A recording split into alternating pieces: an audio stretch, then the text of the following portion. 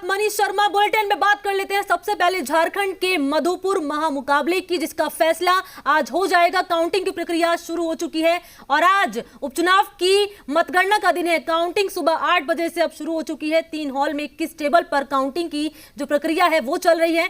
मतगणना को लेकर सुरक्षा के भी पुख्ता इंतजाम किए हुए हैं। साथ ही साथ काउंटिंग में कोविड गाइडलाइन का भी विशेष तौर पर ध्यान रखा जा रहा है। आपको बता दें कि झारखंड के अल्पसंख्यक कल्याण मंत्री हाजी हुसैन अंसारी के निधन के बाद यह सीट खाली हुई थी, जिसके लिए 17 अप्रैल को 71.60% वोटिंग हुई थी। उपचुनाव में 6 प्रत्याशी हैं जिनकी किस्मत अब दांव पर लगी हुई है, जिनमें बीजेपी और झामुमो के प्रत्याशियों को छोड़कर बाकी शेष जो हैं वो निर्दलीय हैं। गौरतलब है कि झामुमो के प्रत्याशी हफीजुल हसन अंसारी और बीजेपी के प्रत्याशी गंगा नारायण सिंह के बीच में यह मुख्य मुकाबला है। तो आज उपचुनाव के नतीजे आ जाएंगे। काउंटिंग की प्रक्रिया शुरू हो चुकी है और करीब 1 घंटे का वक्त बीत चुका है। काउंटिंग की प्रक्रिया शुरू हो चुकी है। धीरे धीरे रुझान भी निकलकर सामने आ जाएंगे कि कौन आगे चल रहा है और कौन पीछे चल रहा है। जी बिहार झारखंड पर महा कवरेज लगातार आप देख रहे हैं, उपचुनाव की महा कवरेज और पल पल की अपडेट आप तक हम पहुंचा रहे हैं। जी बिहार झारखंड पर हमारे सहयोगी ग्राउंड पर मौजूद हैं जो पल पल की जानकारी आप तक पहुंचाएंगे।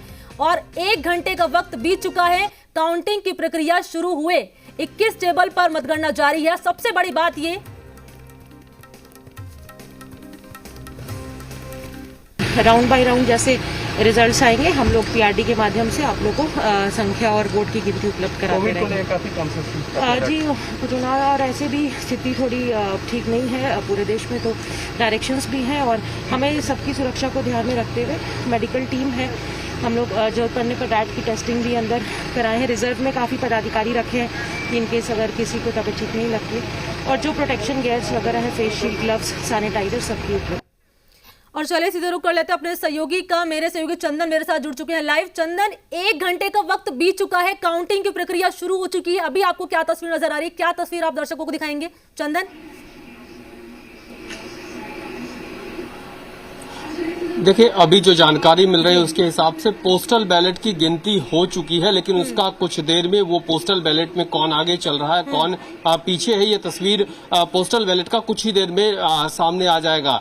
ईवीएम खुल चुका है, ईवीएम की गिनती अब शुरू हो चुकी है और कुल मिलाकर जो जानकारी मिल रही है कि लगभग 24 से 25 राउंड की गिनती होगी और उसके बाद तस्वीर साफ होगी। हम अंदर मतगणना केंद्र के अंदर ही हैं और आप देख रहे हैं यही मतगणना केंद्र है जहां वोटों की गिनती चल रही है। और जिस तरह से चुनाव बेहद रोचक था, वोटिंग जिस तरह से दिलचस्प तरीके से हो रही थी और उसी तरीके से मतगणना पे भी पूरे राज्य की निगाहें हैं, क्योंकि मुकाबला बेहद दिलचस्प था। एक तरफ सत्ताधारी दल की निगाहें टिकी हुई है तो दूसरी तरफ विपक्ष यहां से एक बार बाजी अपने हाथ करना चाहता है, क्योंकि 2 उपचुनाव इससे पहले जो हुए हैं उसमें सत्ताधारी दल को ही जीत मिली है, बीजेपी पिछड़ती रही है और ऐसे में बीजेपी यहां पटकनी देना चाहती है। लेकिन चुनाव से पहले मैं बताऊं आपको, बतौर मुख्यमंत्री हेमंत सोरेन ने जो एक दांव चला था, एक चाल चला था कि दिवंगत हाजी हुसैन अंसारी साहब के बेटे को पहले मंत्री बनाया और फिर मैदान में टिकट थमाकर चुनाव लड़ने के लिए भेजा।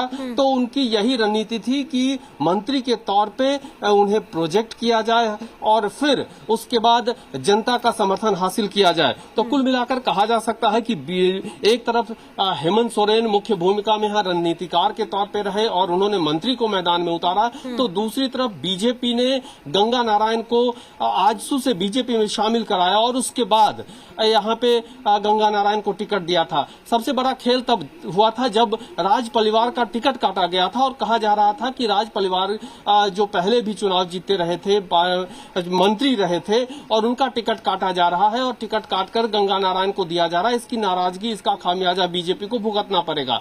लेकिन उसके बाद बीजेपी के तमाम दिग्गज नेता बाबूलाल मरांडी के नेतृत्व में जिस तरह से कैंपेनिंग करते नजर आ रहे थे और एकदम बेहद रोचक कह सकते हैं कि कांटे का मुकाबला काउंटिंग से पहले मतगणना के दौरान जिस तरह से चुनाव के दौरान जिस तरह से दिख रहा था, अब ये देखना होगा कि जनता ने जो अपना मुहर ईवीएम में कैद किया है, ईवीएम तो खुल रहा है धीरे धीरे और हम भी जैसे जैसे नतीजे सामने आते जाएंगे हम राज्य के लोगों को भी बताएंगे कि कैसे जो रुझान है वो क्या कुछ कह रहा है। कुछ देर में तस्वीर साफ होगी, लेकिन पूरे राज्य की निगाहें जरूर इस मधुपुर उपचुनाव पे टिकी हुई है। बिल्कुल, पूरे राज्य की निगाहें इस चुनाव पर अटकी हुई हैं। और देखिए चंदन, आपने कई महत्वपूर्ण बातें यहाँ पर कही। आपने बोला कि जिस तरीके से हफीजुल जो हसन है उनको मंत्री बना दिया, ये एक चाल के तौर पर आपने ये बात रखी। दूसरी तरफ आपने बोला कि जिस तरीके से जो पूर्व मंत्री हैं राज परिवार, उनका टिकट काटा गया, उनको टिकट नहीं दिया गया, उस पर मैं बाद में आऊंगी। फिलहाल चंदन ये बताइए कि 1 घंटे का वक्त बीत चुका है, रुझान निकलकर अभी सामने आ रहे होंगे। अभी फिलहाल किसकी तरफ रुझान